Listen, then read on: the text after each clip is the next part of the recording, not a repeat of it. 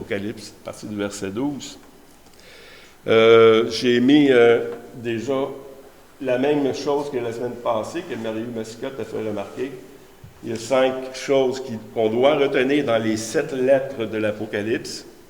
C'est les 5 poisons, la négligence, les fausses doctrines, l'impureté, la religiosité et la tiédeur spirituelle.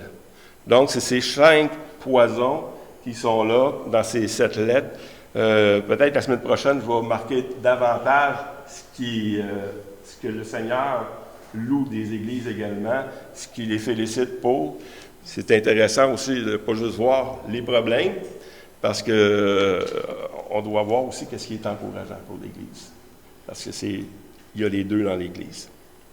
Donc, on va lire ensemble, à partir du verset 12 au verset 17.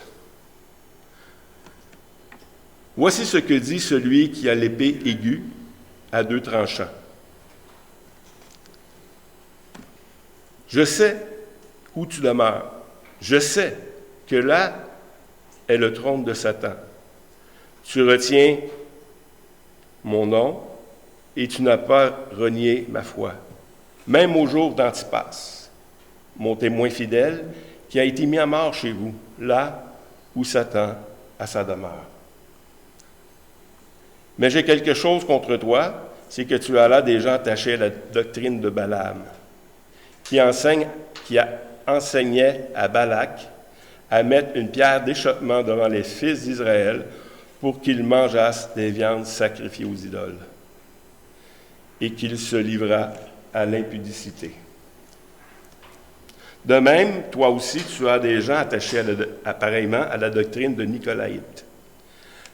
Repens-toi donc, sinon, je viendrai à toi bientôt et je te combattrai avec l'épée de ma bouche. Que celui qui a des oreilles entende ce que l'Esprit dit aux églises. À celui qui vaincra, je donnerai de la manne cachée, et je lui donnerai un caillou blanc. Et sur ce caillou blanc, et sur ce caillou, est écrit un nom nouveau que personne ne connaît, sinon celui qui le reçoit. » Une belle lettre qui enseigne beaucoup sur les choses de cette Église-là, l'Église de Pergame. Je vais donner des détails un petit peu plus loin. L'Église de Pergame, premièrement, c'est l'Église, la capitale de l'Asie. Hein? On a parlé de Éphèse, on a parlé de Smyrne, qui étaient des métropoles. Puis je m'ai peut-être trompé en disant des capitales également, parce que Éphèse est devenue la capitale après Pergame.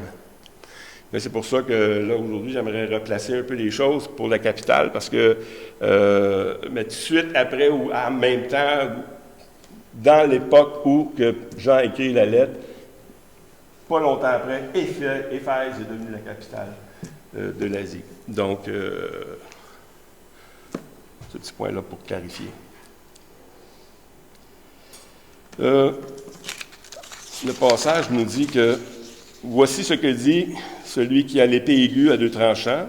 Je sais... » Non, voici celui qui dit « Celui qui a l'épée aiguë à 2 tranchants. » Jésus se présente comme celui qui a l'épée aiguë à 2 tranchants.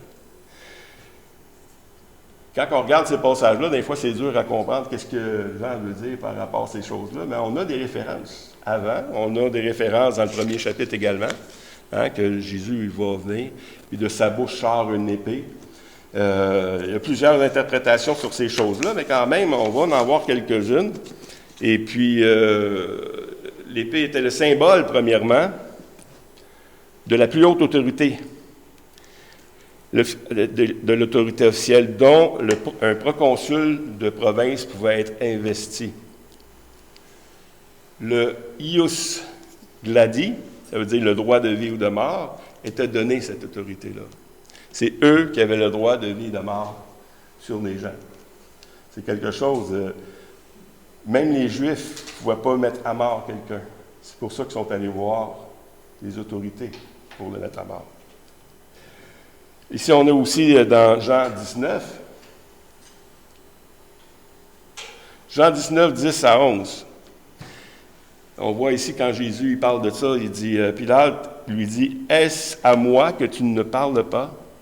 Ne sais-tu pas que j'ai le pouvoir de te crucifier et que j'ai le pouvoir de te relâcher? » Jésus répondit, « Tu n'aurais sur moi aucun pouvoir s'il ne t'avait été donné d'en haut. » Donc, c'est l'autorité, l'épée. Quand Jésus se présente à l'Église, il dit, « Voici celui qui a l'épée. » Ça veut dire que celui qui a l'autorité maintenant. Toute autorité. Dans Romains 13, 4, le magistrat est serviteur de Dieu. C'est Paul qui parle de, justement, encore l'épée. Le magistrat est serviteur de Dieu pour ton bien. Mais si tu fais le mal, crains, car ce n'est pas en vain qu'il porte l'épée, étant serviteur de Dieu pour exercer la vengeance et punir ceux qui font le mal. Toute autorité de Dieu, qu'il nous dit, hein? Toute autorité est établie de Dieu. Ça nous fait mal un peu, parce qu'on aimerait que ça soit du Satan, ça soit du diable, que le gouvernement c'est un, puis l'autre c'est l'autre. Non, non, non. Toute autorité, nous dit la parole de Dieu, est établie par Dieu. En hébreu, il nous parle de la vraie épée, mais l'épée de la parole.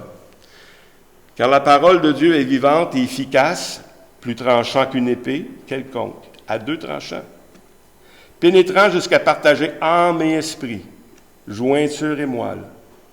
Elle juge les sentiments et les pensées du cœur.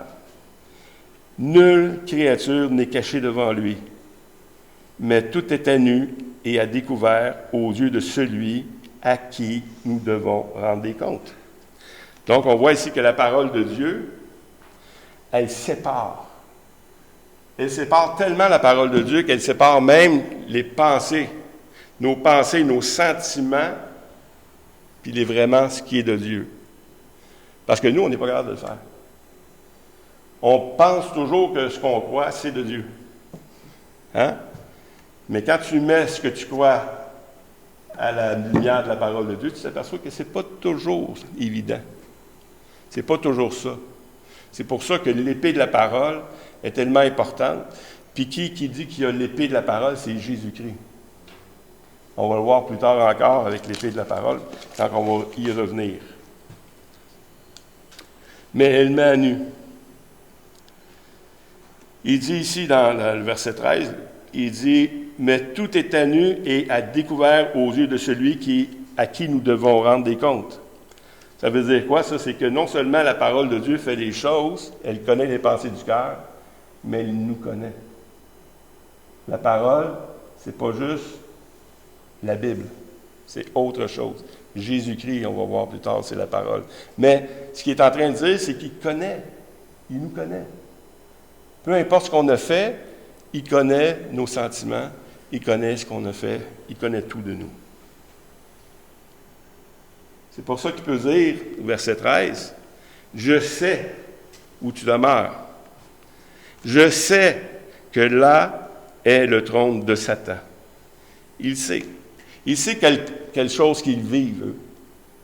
Même si lui n'était pas là, physiquement, il savait très bien ce que les disciples de Pergame étaient en train de vivre. Et il savait exactement que là est le trône de Satan. On ne sait pas trop ce que ça veut dire, les commentateurs de la parole. On a beaucoup de définitions sur ces choses-là. Là où le trône de Satan, Pergame était le centre où l'on pratiquait le culte d'Esculape. D'Esculape, c'est le dieu de la médecine. Le dieu de la médecine, et puis c'était représenté par un serpent. L'emblème de ce culte-là, c'est un serpent. Puis dans la Bible, c'est quoi qui représente un serpent? C'est Satan, le diable. Donc, on voit vraiment que ça peut être une interprétation. Deuxième interprétation, c'est que Pergame était le siège du premier temple voué au culte de l'empereur, en 29 avant Jésus-Christ, bien avant Smyrne. Smyrne, eux, ils étaient les premiers à imposer le culte à l'empereur. Mais Pergame, c'est eux qui ont construit le premier temple dévoué au culte à l'empereur. Donc, on peut penser également que le lieu où est Satan, le trône de Satan, ça peut être soit le dieu de la médecine qui est représenté par un serpent, ou ça peut être l'empereur, le temple des voies l'empereur.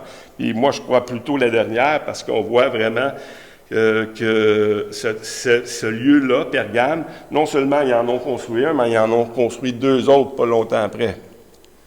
Des temples juste pour l'empereur.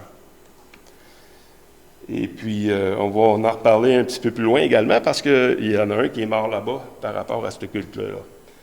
13b. Tu retiens mon nom et tu n'as pas renié ma foi, même au jour d'Antipas, mon témoin fidèle qui a été mis à mort chez vous, là où Satan a sa demeure. Encore là, il répète que là où Satan est à demeure, c'est là où il y a son trône.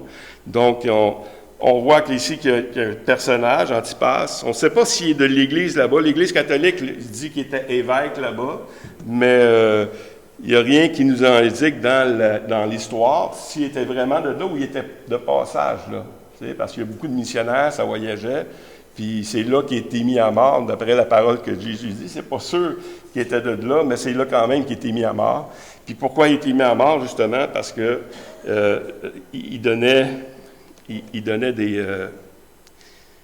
l'obligation de faire le culte à Satan. C'était quoi ce culte-là? Comment est-ce que ça se faisait, le culte à l'empereur? Le culte à l'empereur consistait à jeter quelques graines d'encens sur l'autel devant le buste de l'empereur, en prêtant serment par le génie de l'empereur et en disant « César est Seigneur ». Hein, on voit ça, nous, on est habitués là, avec Hitler, tu sais. À tous les fois qu'il y avait le drapeau, il fallait tu le salues, puis... Mais ici, le buste de l'empereur, c'était ça, c'est que celui qui était là, qui était obligé de faire, il fallait qu'il garoche des graines d'encens, et puis qu'il se prosterne, et puis qu'il déclare l'empereur Seigneur. Mais pour un chrétien, ça se fait pas. Il y en a juste un Seigneur. Et quand on prend ça en considération, on voit qu'il y a des choses qui sont produites là-bas. On voit que c'est dans la même époque que Jean a été mis éloigné parce que probablement qu'il prêchait contre le culte à l'empereur également. Et puis ici, il y a Antipas qui a été mis à mort par rapport à ces choses-là. Et ce qu'il est en train de lui dire, c'est que tu retiens mon nom et tu n'as pas renié ma foi. C'est malgré même les choses qui sont arrivées à Antipas. On aurait tendance à dire, écoute, moi, je ne veux pas perdre la vie juste pour une affaire de même. Tu sais, fait qu'on va commencer, on va le faire. De toute façon, c'est dans le cœur. Hein, on peut se dire ça, c'est dans le cœur. Fait que c'est pas grave si je vais là, c'est juste dans mon cœur. Puis si je ne le crois pas vraiment, c'est correct. Tu sais. Non. Antipas, il a perdu la vie pour ces choses-là. Puis l'Église de Pergame, il était loué à cause qu'ils n'ont pas, même s'ils étaient mis à mort pour ce culte-là, ils ont persévéré. Ils ont gardé la foi. Même si on voit que dans la lettre, ils n'ont pas beaucoup d'éloges de la part du Seigneur, mais ils ont quand même gardé la foi. Ils ont quand même persévéré dans ces choses-là. Tu tiens mon nom, tu n'as pas renié ma foi, même au jour d'Antipas, mon témoin fidèle, qui a été mis à mort chez vous, là où Satan a sa demeure. Mais il dit autre chose également. Après l'éloge, vient ce qui déplaît au Seigneur. Mais j'ai quelque chose contre toi, c'est que tu as là des gens attachés à la doctrine de Balaam, qui enseignait à Balak à mettre une pierre d'achoppement devant les fils d'Israël, pour qu'ils mangeassent des viandes sacrifiées aux idoles et qu'ils se livrassent à l'impudicité. Les viandes sacrifiées aux idoles, Paul en parle abondamment. L'impudicité, ici, on a parlé dans les autres études, c'est quoi? C'est que dans ces temples-là, il y avait des prêtresses, des prostituées prêtres, qui couchaient également. Donc, non seulement il y avait le manger, l'adoration, l'entrée dans les faux temples, mais également, il y avait des lieux de prostitution qui étaient là également, qui servaient dans ces cultes-là. Et ce que Jean est en train de nous dire ici, qu'il y a des gens attachés à la doctrine de Balaam. Contrairement je crois que c'était à Éphèse, il avait dit que tu n'as pas aimé les œuvres de Nicolaïte parce qu'il enseignait des choses. Et il louait Éphèse à cause qu'il avait décidé qu'il haïssait ces œuvres-là également. Mais ici, à Pergame, il est en train de lui faire le reproche qu'il y a des gens, non seulement qui reçoivent, non seulement des gens qui enseignent, mais qu'il y a des gens attachés à la doctrine de Balaam. Ça veut dire quoi? C'est des gens qui pratiquaient. C'est pas grave. On est chrétien, on a une liberté, on peut faire ce qu'on veut. C'est faux. Quand on est chrétien, on ne peut pas rentrer dans un temple d'idole. On doit se préserver de tout ce qui est immoral, sexuellement également, et se garder. Dieu appelle l'idolâtrie, il appelle ça de l'infidélité également.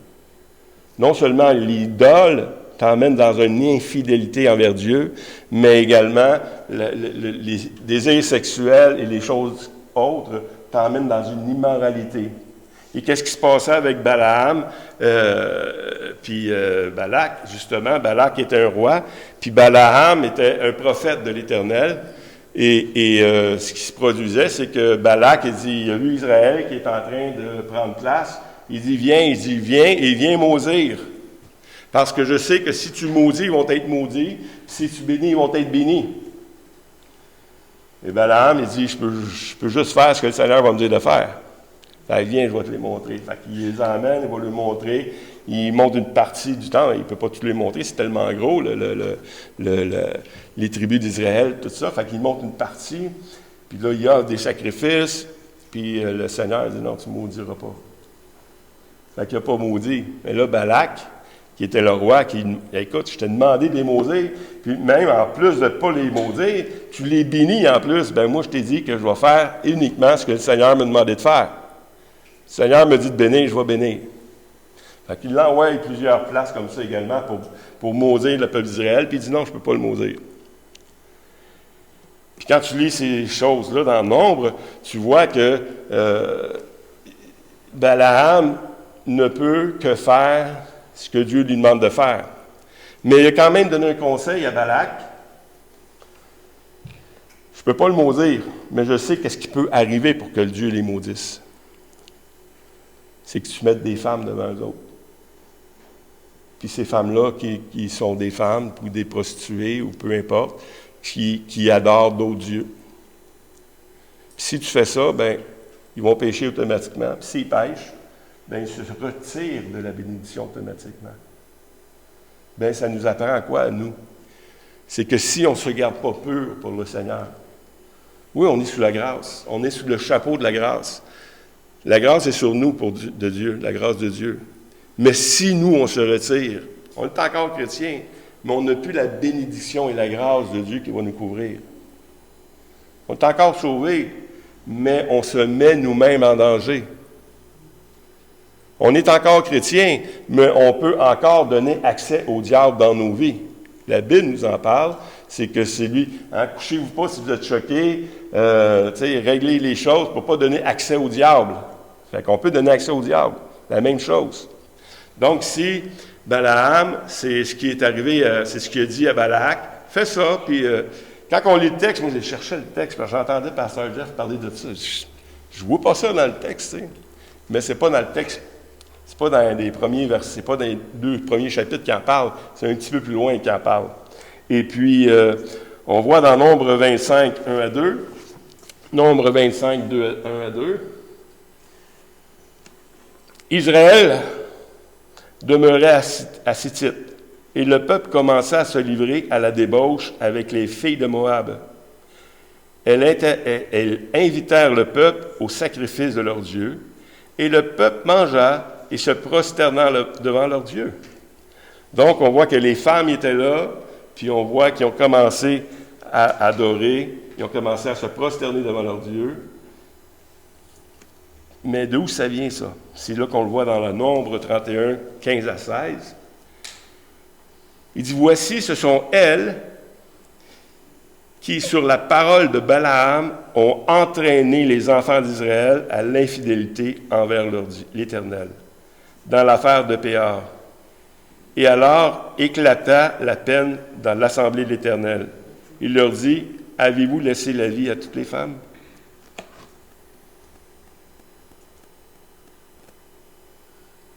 31. C'est pas tout à fait la même chose ici.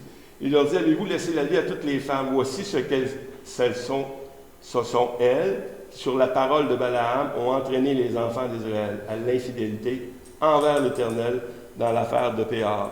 Et alors éclatait la plaie dans l'assemblée de l'Éternel. Il dit, fait que là, on le voit que c'est vraiment Balaam. C'est lui qui a donné le conseil à Balak. Même s'il était un prophète de l'Éternel, il savait comment faire tomber Israël. Puis maintenant, on sait comment que les enfants de Dieu tombent dans l'idolâtrie, avec d'autres femmes, avec des choses que le Seigneur ne permet pas. Il faut se garder ces choses-là. Verset 15. De même, toi aussi, tu as des gens attachés pareillement à la doctrine de Balaam. La doctrine de Balaam, c'est un groupe pas de Balaam, mais de Nicolaïtes. Nicolaïtes, c'est la même chose qu'on a vu en Éphèse. Puis quand il parle de doctrine de Balaam, c'est qu'il est en train de dire la même affaire. Nicolaïtes enseignaient les mêmes choses. Il y avait des temples à Pergame. Il y avait des choses comme ça à Pergame. Puis il y avait de l'idolâtrie, il y avait des prostituées, il y avait ces choses-là. Et puis, Nicolaïte, l'enseignement, c'était encore ça. Le même enseignement. Mais l'enseignement, c'était pas pour faire tomber Israël, c'était pour dire, non, nous là, c'est pas grave, on est chrétiens, on a la liberté des enfants de Dieu, on peut faire ce qu'on veut. Maintenant qu'on est sauvés, c'est un peu ce que Paul disait également. Quoi pécherions-nous parce que nous sommes sous la grâce? Il dit loin de là. Loin de là. On ne peut pas pécher parce qu'on est sous la grâce. Mais parce que nous sommes sous la grâce, on va arrêter de pécher. Parce qu'on a connu comment le prix ça a coûté pour nous sortir de là, on ne tombera pas dans les mêmes pièges. Fait qu'il faut faire attention à ces choses-là. Balaam, c'est un groupe de chrétiens qui disaient, c'est un peu comme, on voit ça aussi en Haïti. Même si je n'ai jamais été en Haïti, eux, ils acceptent le Seigneur Jésus et ils continuent à faire de l'occultisme, continuent à faire du vaudou. C'est comme on le prend lui, ça vient nous donner une sécurité, fait qu'on peut continuer à faire des choses. C'est comme tu mélanges deux choses. Puis on a vu qu'à Éphèse ou à d'autres places, que ceux qui pratiquaient les mauvaises œuvres sont venus même brûler le livre. Mais ici, à Pergame, non. Il y a des gens qui étaient attachés à cette doctrine-là. C'est que dans l'Église, il y a des gens qui commençaient à vivre à peu près n'importe quoi, qui n'étaient pas consacrés au Seigneur Jésus fidèlement. Donc, c'est des choses qui nous mettent en garde.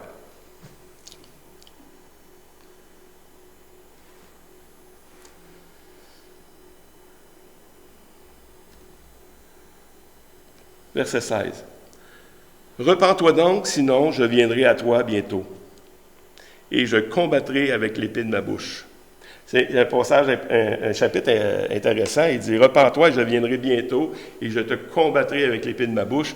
C'est qu'il n'est pas en train de dire, repens-toi parce qu'en dernier, là, tu ne passeras pas le test ou tu ne feras pas des choses. Je vais venir bientôt, puis je vais te combattre avec ma bouche maintenant.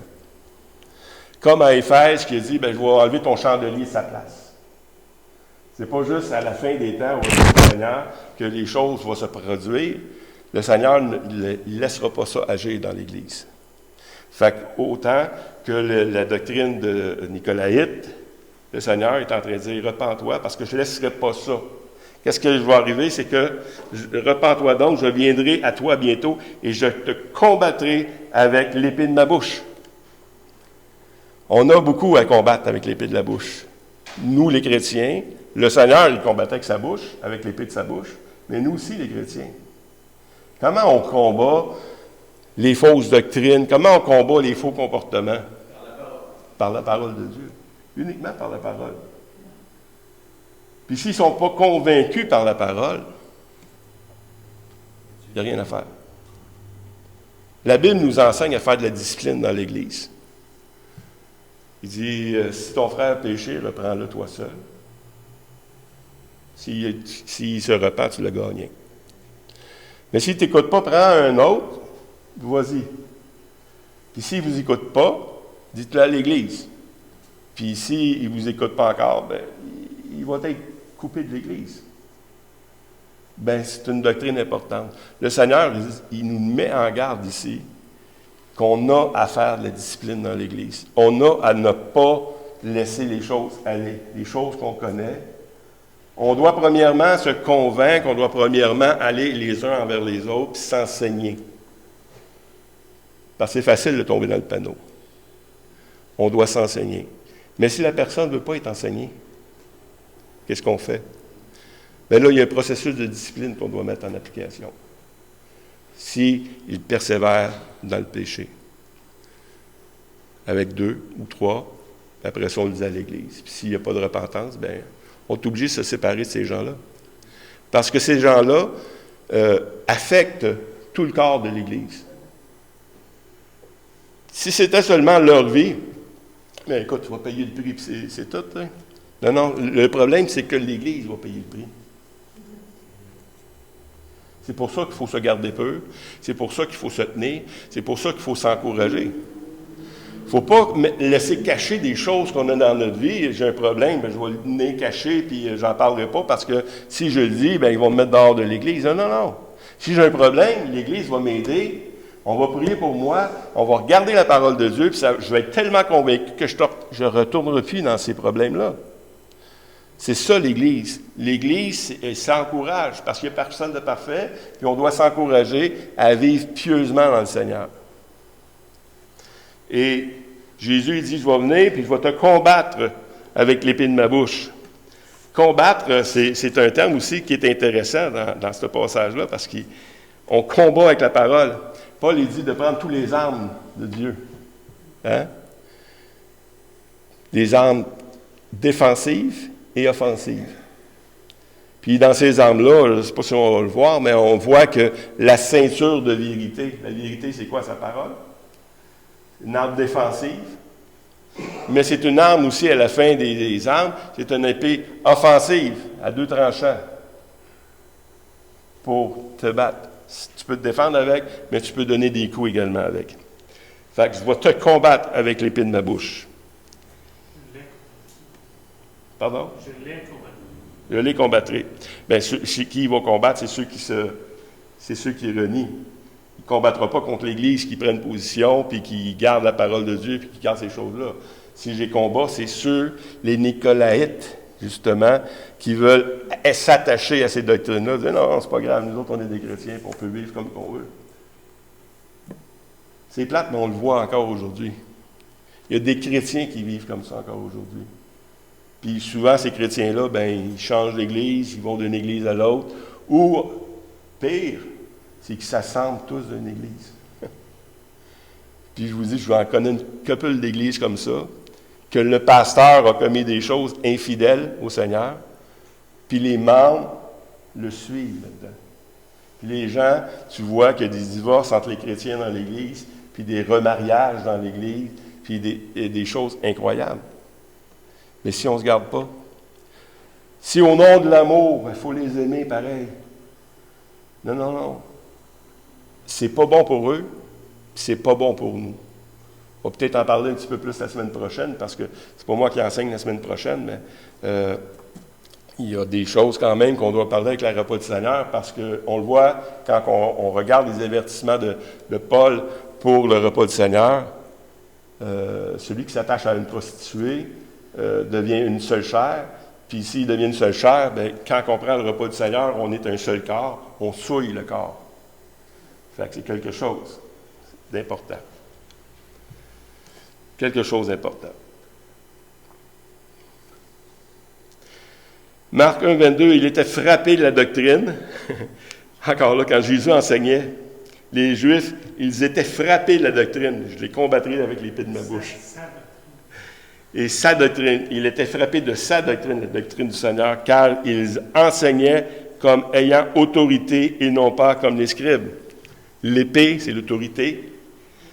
l'autorité, on voit que le Seigneur Jésus, qui vient avec l'épée d'autorité, même quand il prêchait, quand il n'était pas en train de punir, juste le fait qu'il prêchait, c'était tellement tranchant son chose, hein, que même les Juifs et les autres qui l'entendaient, ils disaient « Hey, oh, il y a quelque chose de spécial, ce gars-là. » Il y a une autorité que les autres n'ont pas quand ils prêchent la parole. Dans Éphésiens, il nous dit la même chose. Prenez aussi le cœur du salut et qui est l'épée. Prenez aussi le cœur du salut et l'épée de l'Esprit qui est la parole de Dieu. Donc, on a ces deux choses-là également. Verset 17. Que celui qui a des oreilles entende ce que l'Esprit dit aux Églises. À celui qui vaincra, je donnerai de la manne cachée.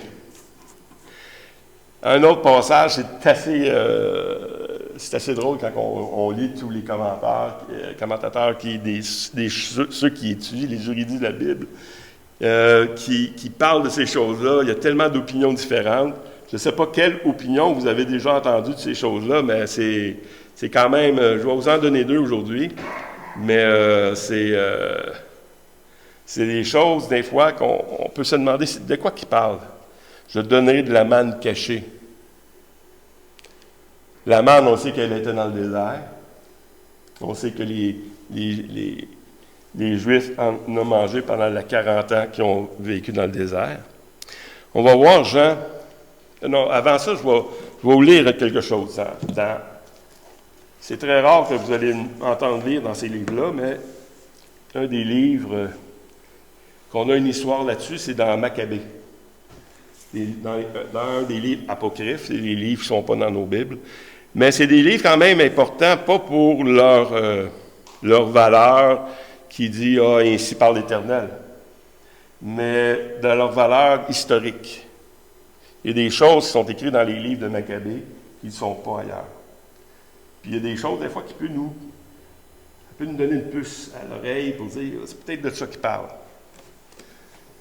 Écoutez ceci, dans 2 Maccabées 2,4.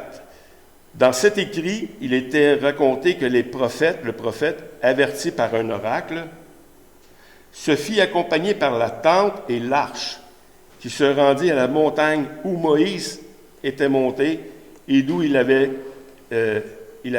contemplé le patrimoine de Dieu. Et que, arrivé là, Jérémie, le prophète, trouva une habitation en forme de grotte. Il introduisit la tente, l'arche et l'autel des parfums.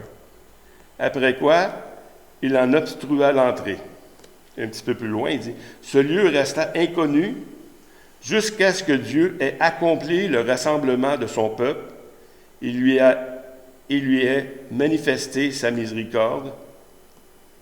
Alors, le Seigneur montrera de nouveau ces objets à la gloire du Seigneur, et la gloire du Seigneur apparaîtra avec les nuées. » Fait qu'on voit ici que, justement, Jérémie, à la destruction du temple de Salomon, ce qu'il nous raconte ici dans Maccabée, c'est l'histoire que Jérémie a pris tout ce qui était dans le temple, les coffres, la tente, toutes ces choses-là, puis il les a cachés.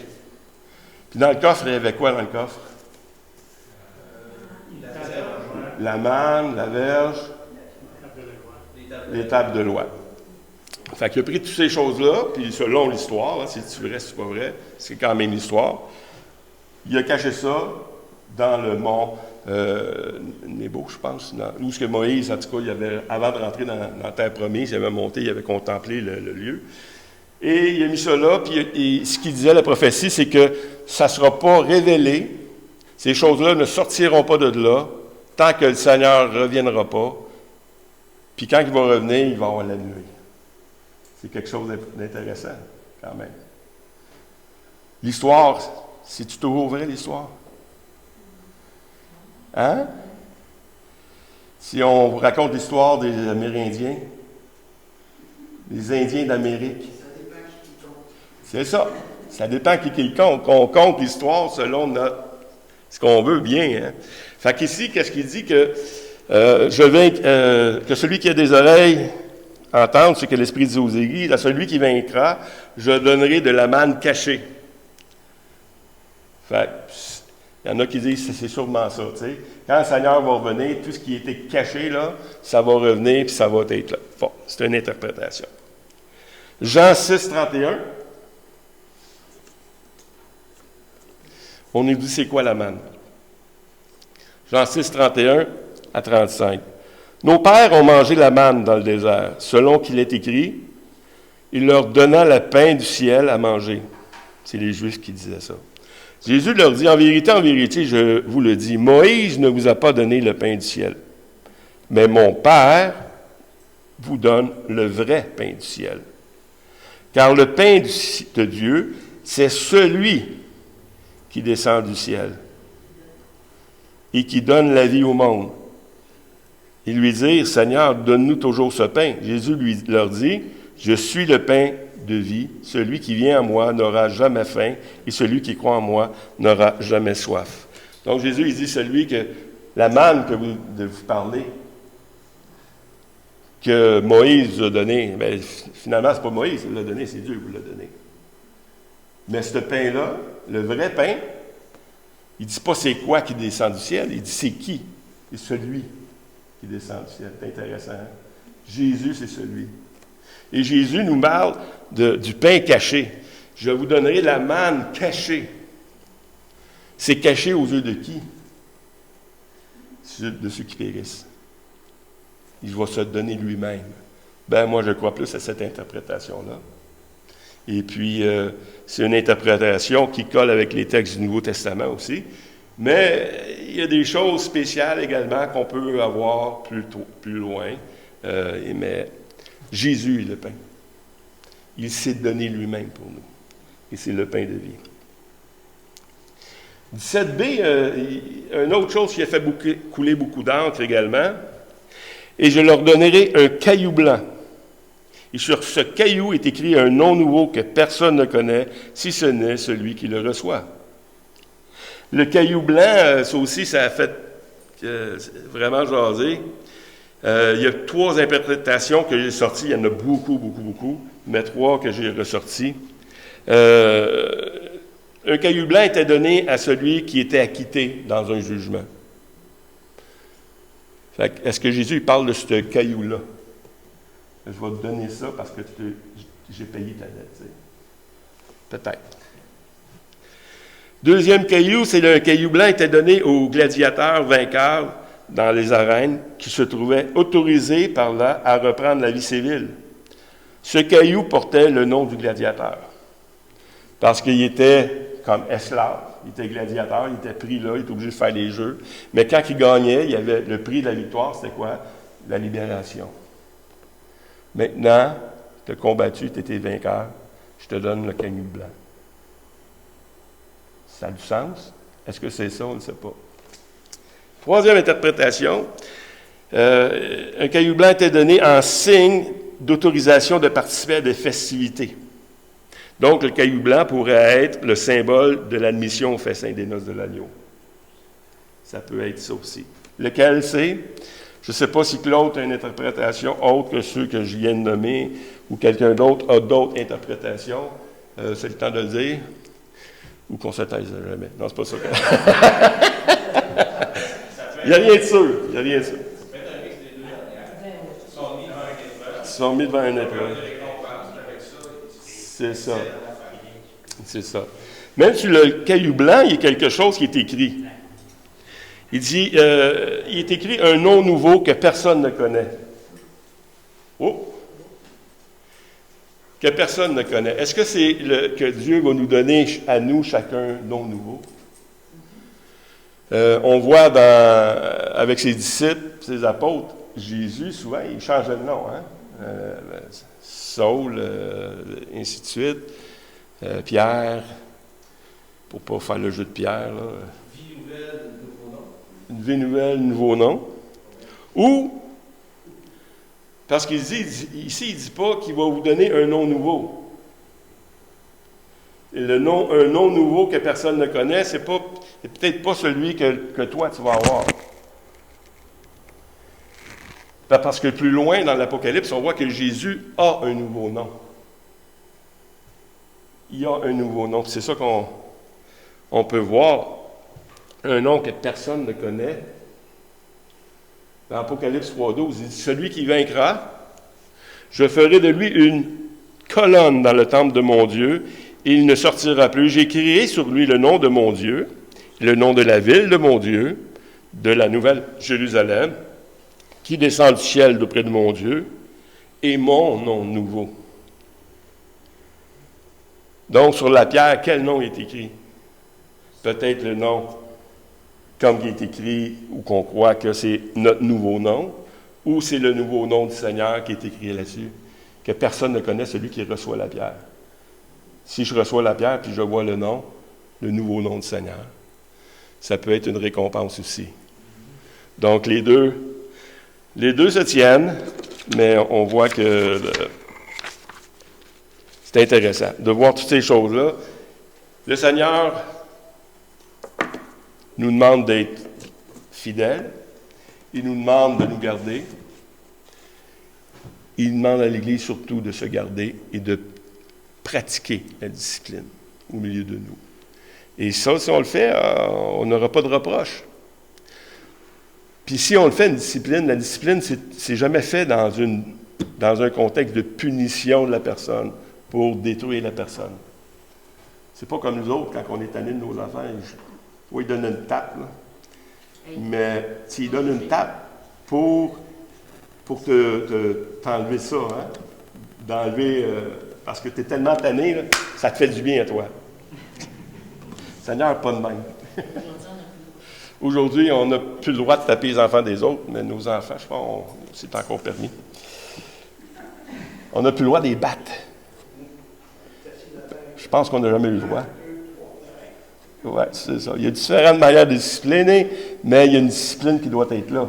Celui qui ne punit pas, n'aime pas. Les dernières nouvelles sur ce dossier-là, qui est important, c'est jamais frapper au visage. Ça, c'est sûr que c'est un acte criminel. Oui. Mais fesser, pas avant 12 ans, c'est juste sur la fesse, il faut que ça soit contrôlé. Mais même si je pense que c'est encore légal, c'est vraiment pas en mode.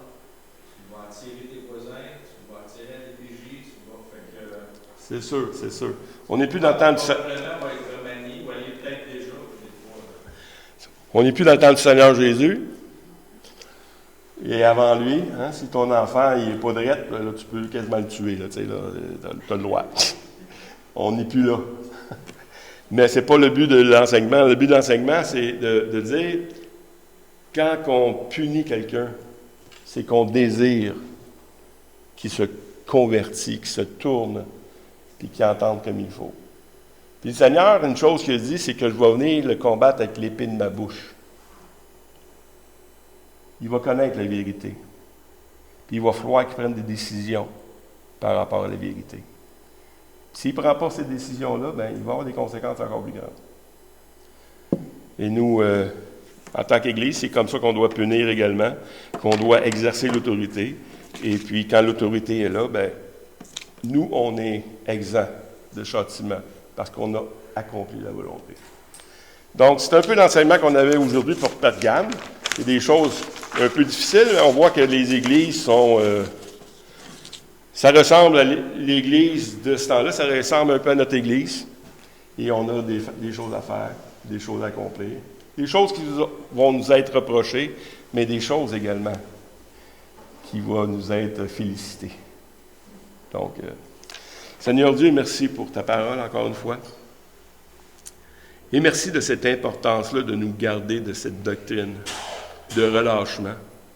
Cette doctrine qui peut nous emmener loin de toi, Seigneur. Que ce soit par nos conjoints qui sont idolâtres, que ce soit par qui ne sont pas chrétiens, que ce soit par les péchés sexuels. Aide-nous, Seigneur Dieu, à nous garder droit devant toi, parce que tu viens chercher une Église glorieuse, sans tache ni ride. Aide-nous, Seigneur Dieu, à être cette Église, dans le nom de Jésus. Amen. Amen, amen. Donc, mercredi prochain, encore une étude. Fait que je vous invite à être là. Mercredi passé, il y a beaucoup de gens qui ont manqué. On n'était que 3. Mais 3, Vaillant. Hein? Et on vous attend. Puis si vous n'êtes pas là, bien, faites-le, juste le dire. Des fois, c'est intéressant de savoir qui vont être là, qui ne seront pas là. Mais c'est ça. Fait que j'aimerais sortir une feuille maintenant. Et ceux qui vont participer, je n'aurai pas besoin de vous appeler, tous la gang. Mais écrivez votre nom, ceux qui participent au cours, dans 2 semaines. Comme ça, on va savoir combien de livres commandés déjà. Si votre nom n'est pas là, ben, je vais vous appeler de toute façon. Est-ce qu'on peut sortir une feuille?